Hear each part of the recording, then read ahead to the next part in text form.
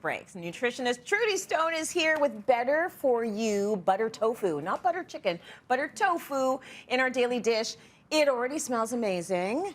So we talked a little bit about plant-based with Dr. Joey, and we're continuing on that because I think that a lot of people think, oh, it's plant-based. Maybe it's not going to taste that good.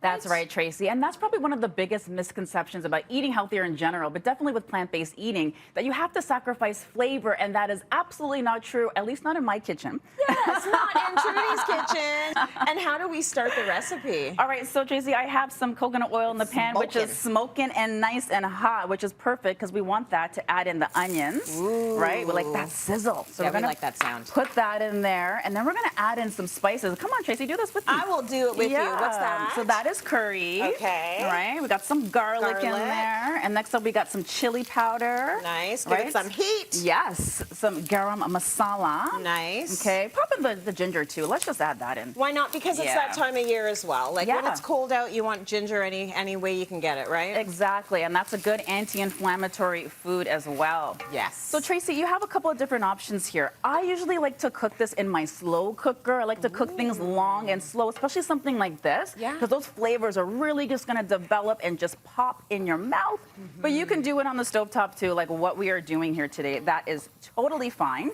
We're going to add in some coconut milk. Okay, so look at this. Nice and fat. Like good fat. Yes. Why do we want coconut milk as part of this? Okay, so this coconut milk is going to be a replacement for our whipping cream. Okay. So you typically put, whipping cream in this dish because you want that nice velvety texture, right? But we're going to put coconut milk instead. That's just going to still give us that nice velvety texture that we love in our butter tofu or our butter chicken. When we're thinking of eating healthy or eating plant-based, we always feel we have to cut out our favorite foods. But what I love about this dish is that it still allows you to enjoy one of your favorite dishes, but in just a little bit of a healthier way, right? Totally. Yeah. So what'd you just put in there? I just threw in some tomato sauce. Okay, so I'm just going to stir that around. And next we're going to add in some chickpeas. So let's talk about these chickpeas, shall we? I'm a huge fan. You're a huge fan. Why do you love them? Oh, so many reasons, Tracy. So first of all, chickpeas helped me to lose 30 pounds about 8 years ago.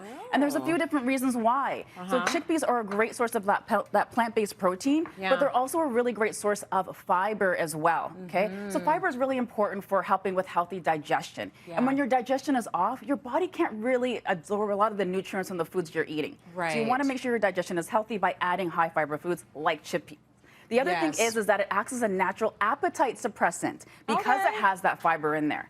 So if you have sugar cravings or cravings for processed foods, definitely add some chickpeas in the mix. I like chickpeas also because it's a little bit like tofu in the way that it can be a surprise ingredient in so many things. You can have like chickpea brownies and you don't even know that it's chickpeas in there. So it's the density of it, the fact that it's a bit of a chameleon when it comes to flavor. So yeah, chickpeas are good. And even like flour. You can even get chickpea flour. I do that as well in my desserts. So I make, like you said, like brownies with it. Absolutely. Yeah. Okay, so what are we putting in next? Are we doing the tofu? Yeah, we're going to have the tofu in there. Tell us why you chose to go with this kind of tofu. Okay, a couple different reasons why we add tofu in this one. So it's a complete protein. So that means it has all of the essential amino acids that your body needs. The other thing about tofu is that it is like a blank canvas. Because tofu really does soak up a lot of flavor. Okay, so anytime you're trying to add, maybe make any stews or anything like that, and you want to replace the meat, tofu is a really great option because of that. It's going to soak in all of these delicious spices that we have in here.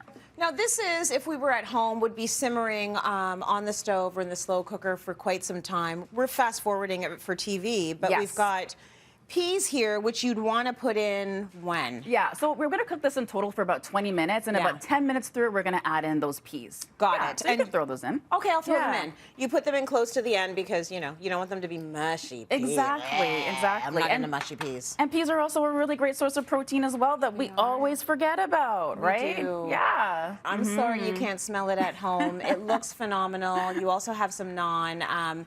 A good complete meal, you put it over rice, but it's all you really need in terms of flavor. Right, and we can do that right now if you like. Well, you go for it. We're going to go to break, but you go for it. Plate up another one for me, and I'll snack on that during commercial. So to find this plant-based recipe and more, go to our website, Cityline.